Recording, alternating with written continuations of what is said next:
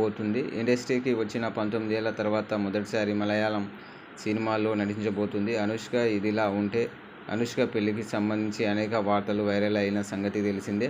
Hero Prabhas Anushka ప్రేమలో ఉన్నారని, త్వరలోనే వీరు పెళ్లి చేసుకోబోతున్నారంటూ అనేక కథనాలు వెలువడ్డాయి.